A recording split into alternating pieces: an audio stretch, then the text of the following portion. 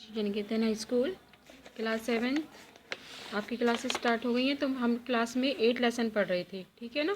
ईश्वर से अनुराग, और अब आधा इसमें बता चुकी थी। थोड़ा सा लेसन आप वीडियो में पढ़ेंगे, क्लास में भी पढ़ेंगे।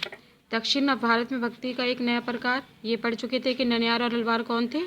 ननिहार जो थे वो थे जो कि शिव की पूजा करते थे, उनको कहा जाता था। और अलवार कौन थे? अलवार थे जो कि भगवान विष्णु की भक्ति किया करते थे, ठीक है। विष्णु के पति जो थे वो सच्चे उसके प्रेम को मुक्ति का मार्ग बताते थे, ठीक है। और ईसवी सन में जो थे समाज और शूरवीरता के आदर्श को अपना भक्ति का मूल्य बताते थे कि वह किसी स्थान या गांव में जाते थे जो ननिहार और अलवार घुमक्कड़ उसके साधु होते थे।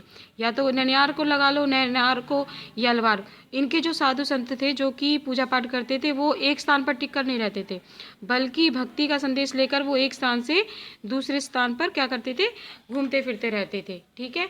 उसके बाद जो 10वीं से 12वीं सदियों के बीच में जो चोल और पांड्य राजाओं ने उनके अनेक जो धार्मिक स्थलों पर उनके विशाल जो क्या बनवा दिए थे, मंदिर बनवा दिए थे। और जहाँ की जो संत कवियों ने क्या की थी, यात्रा की थी। इस प्रकार जो मंदिर और पूजा के गहरे संबंध स्थापित हो गए थे। ये काल थे कि कविताओं में उनका संकलन हुआ था। तो जो अलवार और ननिहार के जो धार्मिक जीवनियाँ भी उनमें क्या हुई थी, रचनी गई थी, ठीक है। तो ये तो पढ़ा था आपने ननिहार और उनके बारे में।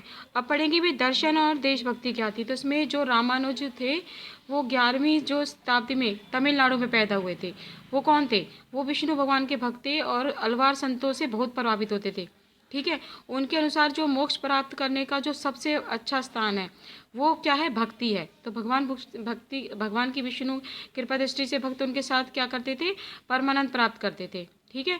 उसी प्रकार जो वेशवन्ना का वीर शेषवाद था उसमें यह था कि भाई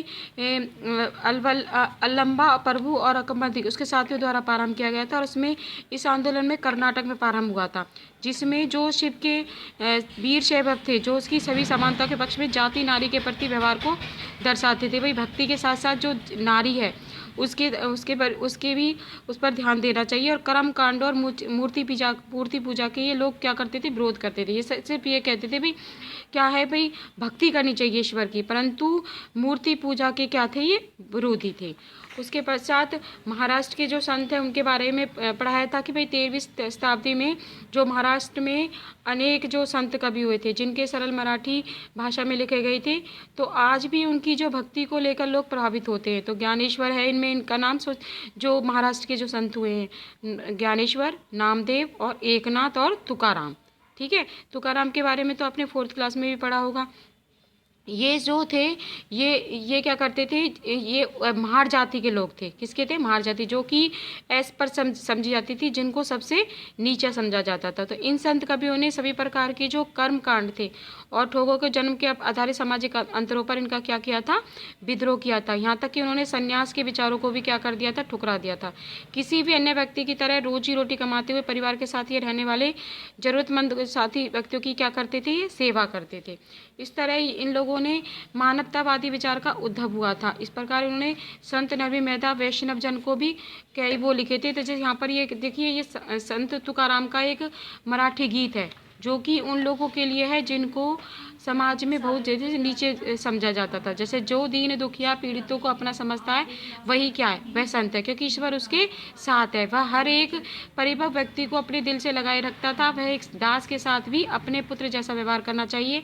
तुकाराम का कहना था कि मैं ये कहते कहते कभी नहीं थकूंगा कि ऐसा व्यक्ति स्वयं ईश्वर है, ठीक है। तुमने हमें नीची जाति का बनाया है। हम हे प्रभु से वो प्रार्थना करते हैं कि देखो जो हमें जीवन भर जूठन खानी पड़ती है, इसके लिए हम प्रभु तुम्हें शर्म नहीं आनी चाहिए। तुम हमारे घर में खा चुके हो, तुम इससे कैसे इनकार कर सकते हो? तो ये किसने कहा था? ये तुकाराम ने कहा था कि भाई हम लोगों का झूठा खाते हैं फिर भी हम आपके प्रभु को क्या लगाते हैं? उसमें से भोग लगाते हैं। तो ये बताते थे कि हम किस तरह से वो करते हैं। उसके बाद आते हैं नाथपंथी। जब इसमें क्या था कि धार्मिक उन्होंने तर्क का सहारा लेकर रूढ़िवादी धर्मकांडों के और अन्य बनावटी पहलुओं का समझ की आलोचना की थी। उनमें नाथपति सदाचार और योगी जनोल्लोकी उन्होंने संसार का क्या किया था? परित्याग करने का स्थिर किया था, ठीक है। इसके लिए उन्होंने योगासन, प्राणायाम, चिंतन मनन ऐसी प्रक्रियाओं के माध्यम से शरीर को कठोर परीक्षण की आवश्यकताओं पर बल दिया था, ठीक है। आज के लिए इतना ही। नेक्स्ट क्लास में मैंने क्लास में पढ़ाया है इस्लाम और सूफी संत के बारे में पढ़ेंगे, ठीक है।